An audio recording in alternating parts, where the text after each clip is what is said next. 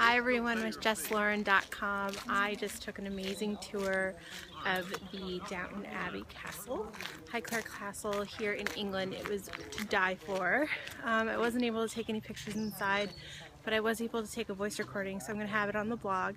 But the castle is just, we took a private tour with only a couple people, and you can see that the castle is just amazing. And the grounds are even more amazing, and everything you see in the show is exactly how it really is here in real life. So thanks for joining me on the blog, and here's from Highclere Castle. Housekeeper, head housekeeper, so she knows which is the right table to use, and all of us forget which one it should be, but you know, to make sure continuity again, they've got the right table. Now the two portraits here have to be removed when they're filming Downton Abbey. These are the present Earl's parents. His late father, the 7th Earl, who was the Queen's racing manager for over 30 years, and Jeannie Lady Carnarvon, or the Dowager's Countess, his mother, who is from Wyoming in America. But as you can see, they're far too modern. So when they come, they normally film for about 3 months, but it's over a 6-month period. They normally come from mid-February to mid-July, and so these portraits are removed and not then put back till they finish.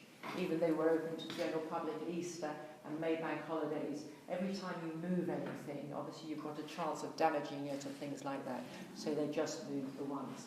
And it's sometimes interesting because if you're doing a tour and it's just about the time they've started or finished filming or something like that, and you go to point out the portraits and you haven't noticed which ones they are, and you find they're the opposite ones to think that you should be. And what they have when those go are two of the second Earl's younger brother. This is the 2nd Earl over here, and his wife the other side, and a bust of the 2nd Earl just there. The wyverns here, they look like dragons, but they're wyverns, W-Y-V-E-R-N, wyvern. And they're the Wessex dragon. This is the area of the Wessex, whilst you think about dragons and you think about Wales.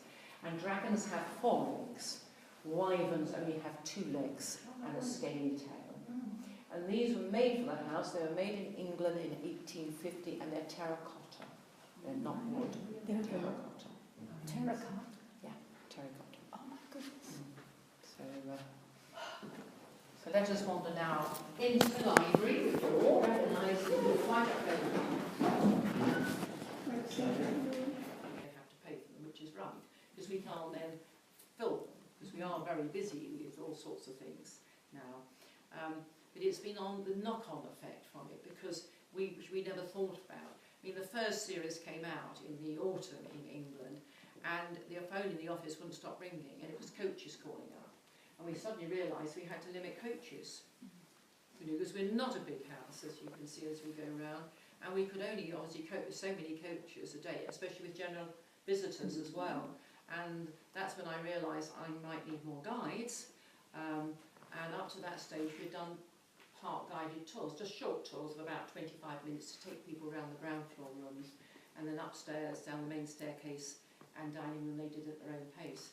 And I kind of thought, well, I could still just do an intro, you know, just here, and then I realised I couldn't, because, you know, we've gone from the house would look lovely, and that is in Downton Abbey. I have seen it, and I think you'll find in the next series when you see it, it's in it. I'm sure I noticed it. Yes, they are, and they actually stand in it.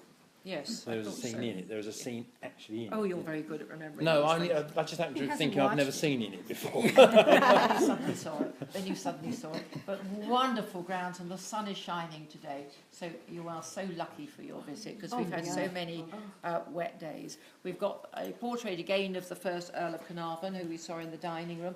Lots of family photographs around, some of them quite old, but you know, it is very much a family home.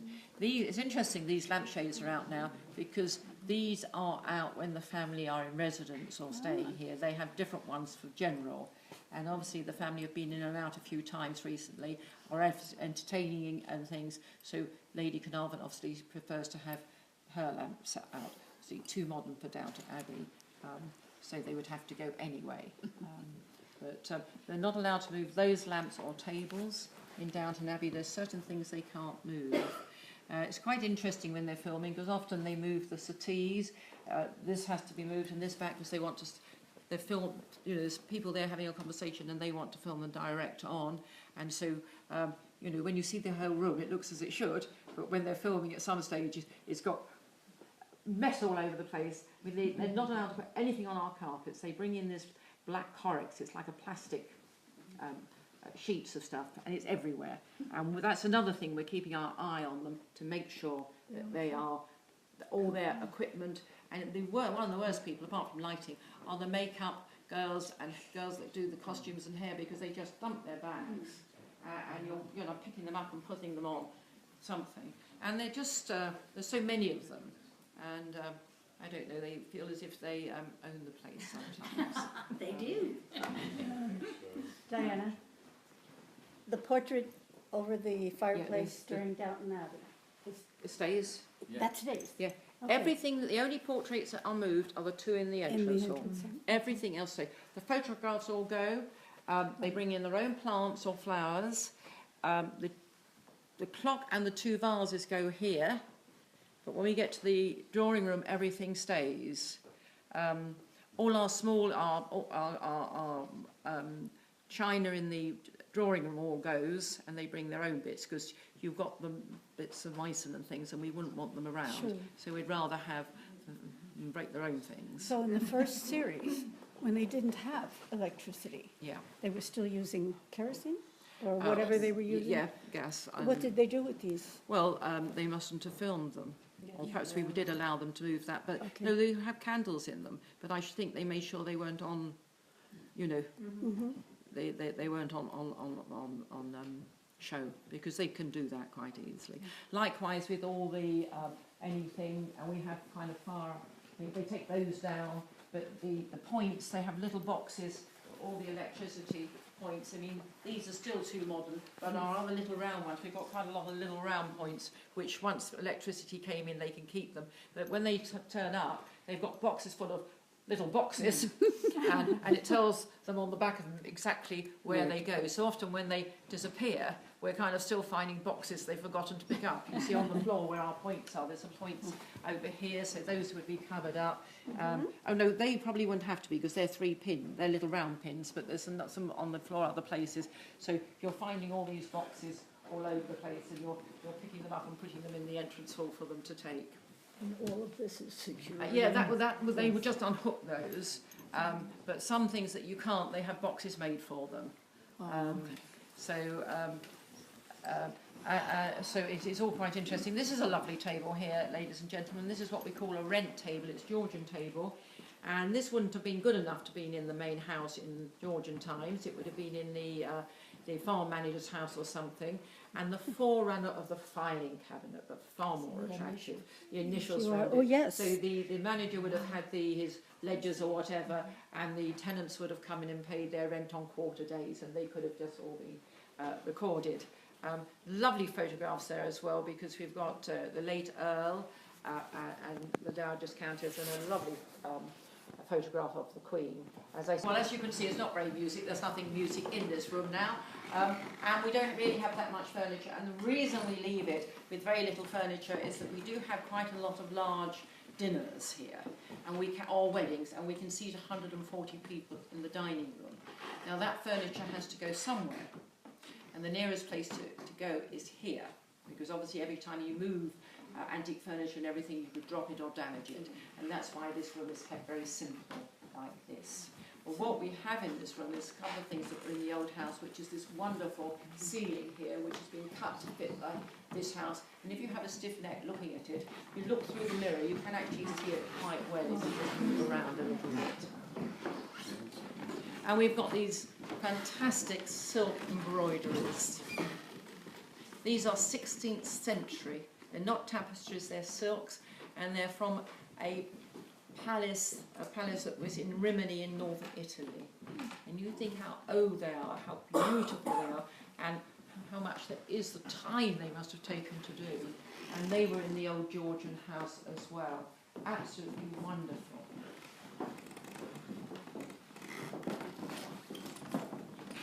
Of course, it would be just comfortable somewhere to rest your feet and a nice chair, but it was his when he was in exile, so it has a lot of interest in his... What did they pay for it?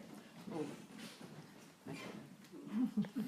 Before we go through, now this room, now you won't recognise this from Downton Abbey, once you're interested in Downton Abbey, but I do know in an early series it was used because I have seen O'Brien and Thomas having their little kind of schemes, and I can't remember if it was by this door or that door, but it was. And also when you get the next series, they don't actually film in this room, but they obviously do a lot of filming in the drawing room, and you will notice when they're filming this way in the drawing room, these 4 doors are open, and you'll see straight through.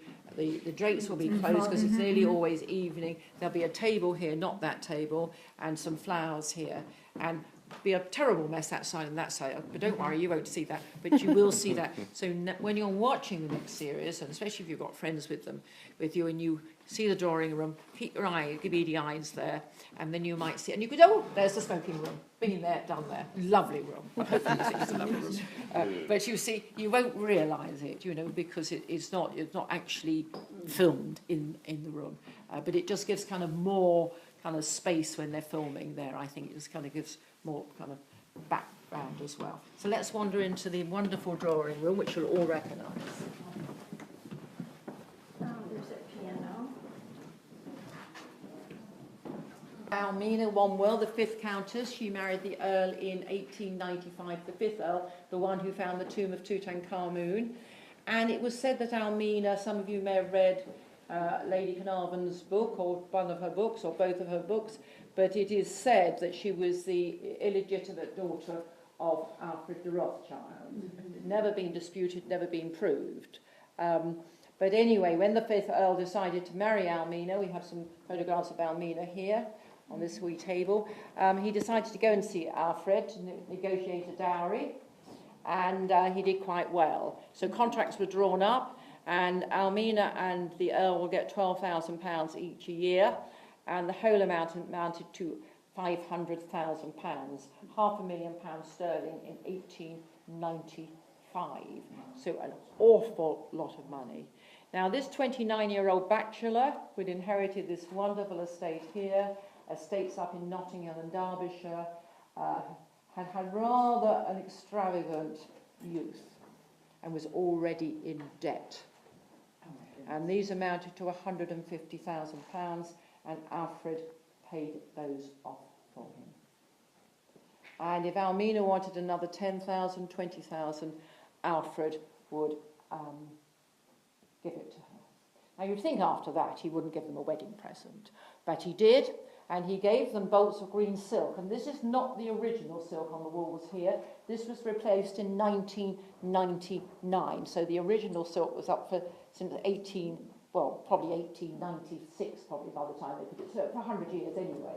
So they probably hope this will last 100 years. Because obviously when you do any decorating in this house, especially if it's silk, it's not going to be cheap. And so you want it to last a long time. He also gave them the chandelier.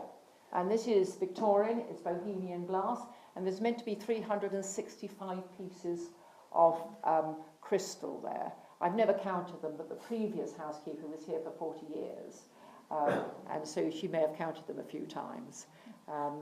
But obviously when they got the chandelier, electricity wasn't in the house. Electricity was installed in 1896 in this house, probably with the help of Alfred de Rothschild. I wouldn't be surprised. And that's how it was able to do it. Now, when they were filming earlier this year, you see, just to show how careless the crew are, they knocked one of these crystals off. The crystal didn't break, but the metal had broken, so it's been resoldered and obviously put on. But obviously, it was a worry. Fortunately, the crystal didn't break, but this is what we're keeping our eye on. Now, the large crystal droplet at the bottom, they often move that because the chandelier is quite low, and sometimes they're filming over that side at a kind of angle because they bring in more chairs. They often take this one out, and they might have a chair, 3 chairs and a wee table here because, after dinner and people are playing bridge, they have little tables around. And quite a few times, that's what they've done. And they've taken the crystal off, and they come and ask you because they're not allowed to touch anything or do anything. So they ask you, so you get some lovely soft cloths, and you let them unhook it, because if they drop it, you know, it's no problem. It's very, it just unhooks, and so you then take it away gently, and you'll kind of heave a sigh of relief when it's safely put away, and then about 4 hours later, you're replacing it. And in the last series, when they were doing it, I think this was the table may have been a bit further over, but the chap putting it back was leaning over the table and got them just hooking it. I said, well, why don't you get a ladder? I mean, it was all right, and he did it, but I tell you, it was kind of quite a worry. Because I mean, he was being careful, but some of them are very, very careless. I mean, if not this series, but the previous series, in the library, we've got the pillars between the two libraries, and at the end of a shoot, and I think they were clearing down for the weekend, someone was taking one of their trolleys out, very heavy trolleys with all sorts of equipment on, and probably just pulling it and ripped the whole corner of one of those pillars. And so obviously it had to be repaired, and we obviously have experts to do it, but obviously we want it done as soon as possible. I think we had a big dinner and everything like that. Sorry, excuse me, this is what we're keeping an eye on all the time. But again, all the furniture in here, as you can see, is the furniture in Downton Abbey, but they do bring in quite a few more upright chairs, because I think especially with Maggie Smith, she prefers to sit in a more upright chair. Can I ask a question about the walls in here? Four-star hotel, either the Carnarvon Arms, or we've got a rather nice family hotel just up the road, if you go out the back entrance, where a lot of them stay. And then the kind of crew come down and are in travel lodges or B&Bs and things like that. Trailers. So it depends where you are. And obviously, as I said, the actors are chauffeur driven. They're either picked up at home or the hotel. They're driven to our visitors' car park where the caravans are and everything for makeup. And then driven to the front door. Obviously, an umbrella held up if it's raining. They dress them with their shoes in a little bag, so they're just wearing often boots or trainers or whatever on their feet, and often when they're filming, especially in the dining room, the ladies still don't have their proper shoes on. They've got boots or something more comfortable on, and just put the shoes on if they really need to, you know, when it's full length or something like that. You know, it's, I shall say, really quite interesting to see the other side of it. Yes. And also when they're filming, you're quite interested in Downton Abbey, aren't you? Yes. When they start in the morning, the director will start with the actors, okay, and they will have their script, and they won't know their script, and they'll be reading it, and they'll go through the scene, and when the director's happy with the way the scene is going, he then have a crew rehearsal. So the crew come in, the actors go through their lines again, and so the crew can see where the cameras have got to go, where the lighting has got to go, any props that need to be brought in, everything. I mean, a lot would have been set up beforehand. Then the actors go off, put their feet up, learn their lines with any luck, and get dressed. I mean, not that they're undressed, I don't, but they'll have a dressing gown on. The ladies will probably have their wigs on already with a kind of scarf round them, a little hairnet thing round them, but they may not have their makeup on. They may not have their clothes on, they might have part of their clothes on. And then the actors might spend an hour, I mean, the crew could spend an hour, 2 hours rejigging the room with the lights and things, depending what a complex set it is. And then the actors come back and have rehearsals. At this stage, Maggie Smith may not be there because she actually is the only one, as with Shirley MacLaine, who has a stand-in. And so they go through their rehearsals, and when the director's happy with that, he'll then call a camera rehearsal. And Maggie Smith will obviously then come in for that. And once that's done, and then it's, you know, shoot 1, shoot 2, shoot 3, take 1, take 3, 2, take 3, take 4, and so on, and so on, and so on, and so on, till it finishes. And then, wonderful when it's in the can, so to speak. But that's how each bit goes. And they do shoot about 4 or 5 different scenes a day. They never seem to be in the same room. And if they are in the same room, they use the room in the morning and then they don't use it again till the evening. I don't understand it. To me, it just seems such a funny way to do things.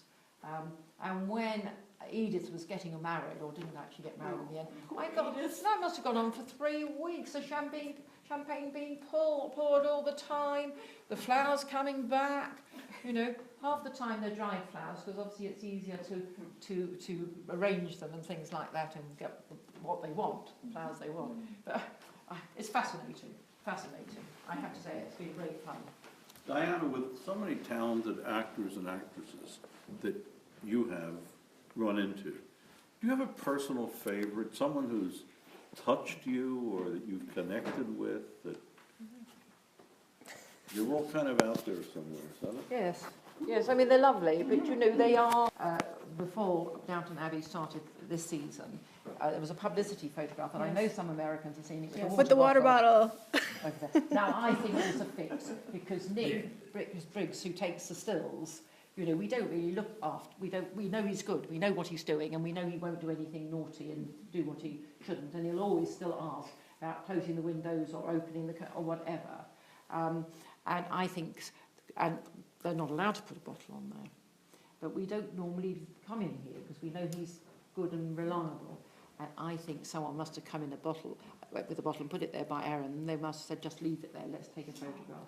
And it did. It all came out the week before the programme. Yes, well, it's very good publicity, and that's what I feel. But if we look up here, we can see another of the follies. It's quite bright, so you may not be able to... The smoking room now, the next two rooms are not used in Downton Abbey. And as we come into this one, come in, and as you come in, you'll see some perspex and some rubbish, you know, some old boxes and rubbish. And you'll think, well, absolutely rubbish. Just come in and look at them, and then I'll explain what it's all about when we get in. Cleaning a few of these buildings, and he thought, I won't tell the old boy because he'll bin them or sell them. And so it wasn't after his death in 1987 that what a lovely photograph here of Lady Caroline's wedding with the late Princess of Wales and Prince Andrew there. What we're going to do now, ladies and gentlemen, we're going upstairs. Are we all right with stairs? No, I'm going to stay down. You'll just go to the right and go through into the saloon. And for photographs, especially here with Her Majesty and the late Earl, obviously winning something. What a thriller! The Queen leaps from her seat. So the first, they'd only use one room now for filming, which is the red bedroom. But I'll explain this again and again. This bedroom was Lady Cora's, but now they use the studio. The next room, the door is Lady Mary's. They've never had her bedroom here. And the next bedroom you come to is not in Downton Abbey. It's an ensuite bedroom, and it's where the bride changes when she comes to a wedding. So if you like to carry on, and I'm going to come and meet you all up there and explain a few. The series comes on. There's something happening. I'm not going to tell you what it is. It's in this bedroom. And this bedroom was decorated in 1895 for the then Prince of Wales visit here. And that's the only bedroom with silk on the walls. Wow. So, and the next two bedrooms you look at, the next one, it was Lady Sybil's. And the last one is Lady Edith's, but again now it's all at the studio. But in real life, Lady Edith's bedroom, the last bedroom you look at, was an operating theatre, because this was turned into a hospital in the First World War. Okay. Fire escape door, which is servants, and that is the door that Daisy was looking through. When she saw them. When she saw them dragging the So it body. was dragged this way? No, it was dragged down there, and obviously they walked in, hopped into bed. Because he really wasn't a goner. He then hopped into bed and was in. Okay? And this bedroom is the only bedroom still used now for Downton Abbey. You will notice it when you see the next series. But it was decorated in 1895 for the then Prince of Wales visit. And the bedroom he was slept in, and that's why it's got the only bedroom with the silk wall coverings. The Egyptian exhibition here, ladies and gentlemen, is that the 5th Earl of Carnarvon had a very bad road accident in 1901. He was one of the very first people to have a car in this country. And as he began to recover, which took him several years, in fact he never really recovered, his doctors advised him to go somewhere warm and dry for his health in our winters for a few months, because our winters can be pretty awful. He knew Egypt well. He'd been there as a young man, he'd been there with his wife, so he started going to Egypt. After a couple of years, one of his friends suggested he might like to do some excavation. Well, you can't just excavate wherever you are. You apply to the Egyptian government, they give you a concession, an area to dig in, you pay them some money, employ lots of people, and start digging. And after a couple of months, he found a mummified cat, which he gave to the Cairo Museum in Egypt, and you will see a picture of that downstairs. That's when he got hooked on ancient Egypt and started to employ Howard Carter. They were digging to 1914 and kind of rushed through it, as they do in Downton Abbey, I suppose.